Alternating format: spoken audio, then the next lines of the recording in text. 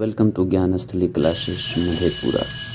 Page में आते हैं और उसमें देखिए दोस्तों, यहाँ लिखा हुआ है संभावित ऑब्जेक्टिव प्रश्न, यानी कि आपके परीक्षा में जो आने की संभावना है जिन क्वेश्चंस की, उनकी बात हो रही है। पहला क्वेश्चन है, किस संसाधन को अस्थायी संसाधन कहा जाता है? तो किस संसाधन को अस्थायी संसाधन कहा जाता है आप लोग बताएंगे।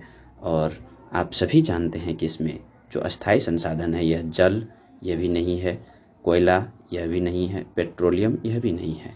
तो अस्थायी संसाधन क्या होगा मित्रों? अस्थायी संसाधन हो जाएगा अपना जो इसमें धूप जो है, यह अस्थायी संसाधन है। इसके बाद नेक्स्ट क्वेश्चन है, यानी कि इसका क्या हो जाएगा answer? B, option number B इसका आंसर है। ठीक है,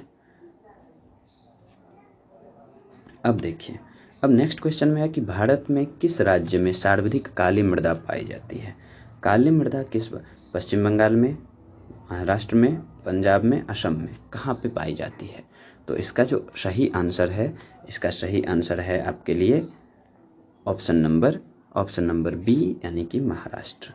महाराष्ट्र में सर्वाधिक, यानी भारत में सबसे अधिक महाराष्ट्र राज्य में काली मिट्टी पाई जाती है। चलते हैं नेक्स्ट क्वेश्चन की तरफ। नेक्स्ट क्वेश्चन है, जलोढ़ मिट्टी किन क्षेत्रों में पाई जाती है? तो आप सभी बताएंगे कि जलोढ़ मिट्टी जो है वह किन क्षेत्रों में पाई जाएगी। तो भैया पहाड़ी क्षेत्रों में तो नहीं पाई जाती, पहाड़ी क्षेत्रों में पर्वतीय मिट्टी पाई जाती है, पठारी क्षेत्रों में भी नहीं, रेगिस्तानी क्षेत्रों में मरुस्थलीय मृदा पाई जाएगी। तो हमारी जो ऑप्शन सी है, यह नदी घाटी, ये हो जाएगा सही आंसर। ऑप्शन सी, नदी घाटियों में जलोढ़ मिट्टी पाई जाती है। नेक्स्ट क्वेश्चन है, संसाधनों का वर्गीकरण किस श्रेणियों में किया जाता है? संसाधनों का वर्गीकरण जो है वह किन श्रेणियों में किया जाता है? तो आप सभी जानते हैं कि हम जो है संसाधन को विकास के आधार पर, उत्पत्ति के आधार पर, नवीकरणीयता के आधार पर बहुत सारे तरीके से इनको हम डिवाइड करते हैं, वर्गीकृत करते हैं। तो ऑप्शन जो है यह देखिए, ए जैविक और अजैविक, ठीक है, नवीकरणीय और अनवीकरणीय, ठीक है, निजी और सामुदायिक, ठीक है, यानी कि ये सभी प्रकार से संसाधन को हम डिवाइड कर सकते हैं। तो इसका आंसर क्या हो जाएगा? Option number D. इसका ऑप्शन क्या था? ऑप्शन नंबर सी इसका आंसर था। चलिए नेक्स्ट क्वेश्चन की तरफ बढ़ते हैं। नेक्स्ट क्वेश्चन है, किस प्रकार की मृदा को कृषि के लिए उपयुक्त माना जाता है? कृषि के लिए उपयुक्त, यानी कि खेती के लिए सबसे उपयुक्त कौन सी मिट्टी पाई जाती है? क्या लाल मिट्टी है वो? क्या लेटेराइट है? क्या काली है? नहीं, सबसे अच्छी मिट्टी जो होती है वो जलोढ़ मिट्टी पाई जाती है। और जलोढ़ मिट्टी को हम लोग क्या कहते हैं? जलोढ़ मिट्टी को कृषि के लिए सबसे उपयोगी मानते हैं। कृषि के लिए सबसे उपयोगी मिट्टी अगर कोई है तो वह जलोढ़ मिट्टी है, जो कि हमारे बिहार में पाई जाती है। नेक्स्ट क्वेश्चन है, भारत में कुल भौगोलिक क्षेत्र का कितना प्रतिशत वनाच्छादित है? तो हम सब जो क्वेश्चंस में पढ़े हैं, हमारी जो भूगोल की किताब है उसमें जो हम पढ़े हैं वो है 23.4%। 23.4% जो है क्षेत्र भारत का वह वनाच्छादित है, मतलब उनमें वन पाया जाता है।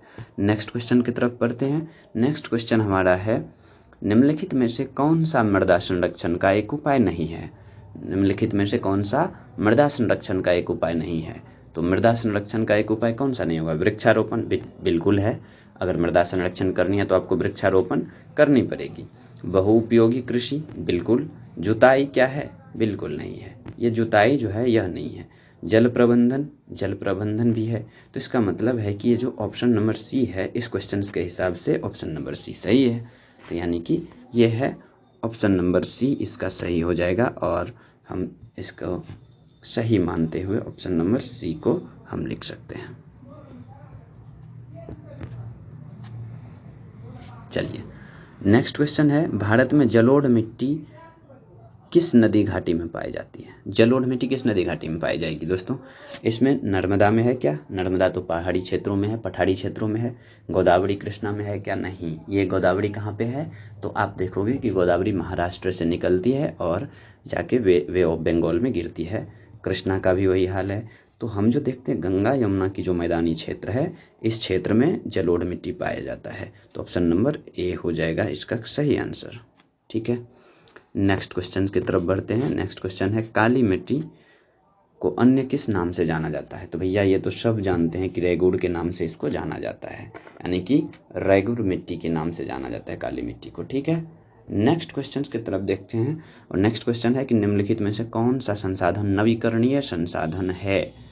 कौन सा संसाधन नवीकरणीय है? आप जानते हैं कि नवीकरणीय किसको कहेंगे, उस हिसाब से आप सोच के बताइए तो नवीकरणीय कौन होगा इसमें। क्या कोयला नवीकरणीय है? बिल्कुल नहीं। क्या खनिज है? बिल्कुल नहीं। कौन सा संसाधन ऐसा है जो नवीकरणीय है?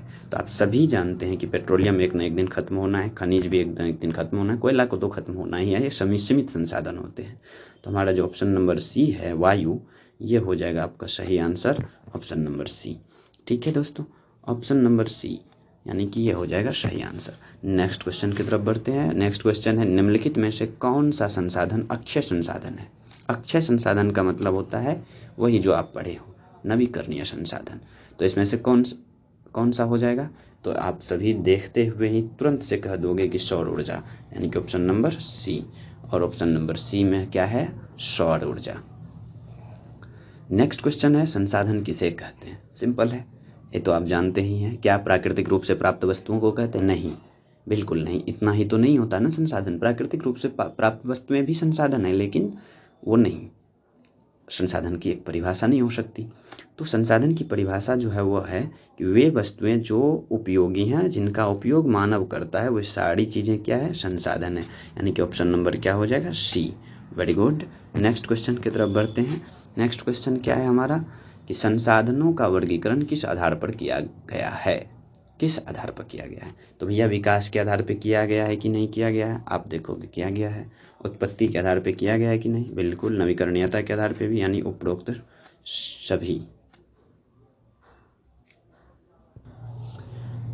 नेक्स्ट क्वेश्चन है निम्नलिखित में से कौन सा संसाधन नवीकरणीय नहीं है। नवीकरणीय नहीं है, तो इसमें से नवीकरणीय कौन नहीं है? जल बिल्कुल है, वायु बिल्कुल है, जीवाश्म ईंधन ये नहीं है, सौर ऊर्जा हाँ है। तो ऑप्शन नंबर सी हो जाएगा इसका, यानी नवीकरणीय कौन सा नहीं है। नेक्स्ट क्वेश्चन की तरफ बढ़ते हैं और नेक्स्ट क्वेश्चन है हमारा संसाधनों के टिकाऊ विकास का मुख्य उद्देश्य क्या होता है। संसाधन के टिकाऊ विकास का, तो उनका है संसाधन का संरक्षण और संतुलित उपयोग ही संसाधन के टिकाऊ विकास के लिए उत्तरदायी होता है। अगला क्वेश्चन है, इसका क्या हो जाएगा? ऑप्शन नंबर बी हो जाएगा इसका आंसर। ठीक है।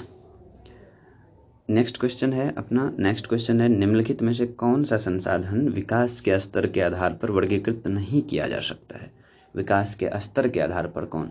तो डी नंबर ऑप्शन, मृदा संसाधन जो है यह विकास के स्तर पर इसको हम निर्धारित नहीं कर सकते हैं। कर सकते हैं क्या? बिल्कुल नहीं कर सकते। तो ये ऑप्शन नंबर डी हो जाएगा।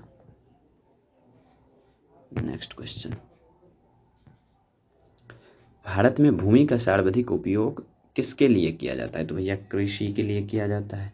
बिल्कुल है। औद्योगिक विकास के लिए नहीं, थोड़ी मोड़ी। अगर औद्योगिक विकास के लिए भारत में कृषि जमीन दी जाती तो औद्योगिक विकास तो भारत में कब की हो जाती। अगर औद्योगिक विकास के लिए कुछ बाधा है भारत में, तो वह एक यह भी है कि उसके लिए जमीन नहीं मिलते हैं। वन की बिल्कुल नहीं, बस्तियों के लिए यह नहीं हो सकता। कृषि के लिए सर्वाधिक जमीन का उपयोग किया जाता है। इसके बाद है असमान वितरण का मुख्य कारण क्या है। असमान वितरण का मुख्य कारण क्या है? भौगोलिक परिस्थितियां बिल्कुल, संसाधनों की उपलब्धता बिल्कुल, सामाजिक और आर्थिक कारक बिल्कुल, ये सभी हो जाएंगे। तो यानी कि डी नंबर ऑप्शन हो जाएगा आपका, और ये सभी हो जाएंगे। इसका ए नंबर ऑप्शन था। नेक्स्ट क्वेश्चन,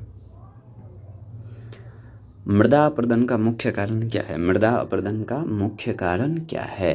तो मृदा अपरदन का मुख्य कारण क्या है? आप इनमें से देखिए, वनीकरण, जलवायु परिवर्तन, वनों की कटाई तथा अत्यधिक चराई।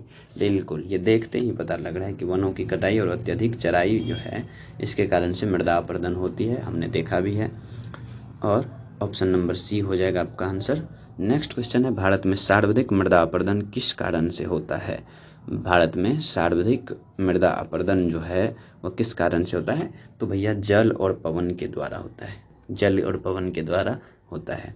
आग द्वारा बिल्कुल नहीं, भूकंप द्वारा नहीं, बर्फ के द्वारा बिल्कुल नहीं। तो जल और पवन के द्वारा, जल जो है वो देखोगे कि नदियों के द्वारा उसका अपरदन होता है, फिर पवन जो है उसके द्वारा भी होता है। तो ये था आज का क्वेश्चन। और आज चलिए, धन्यवाद दोस्तों, आज के लिए इतना ही। नेक्स्ट हम आएंगे इतिहास के पहले चैप्टर को लेकर के। Thanks for watching this video. I hope ये वीडियो आपके लिए बहुत हेल्पफुल रहा होगा।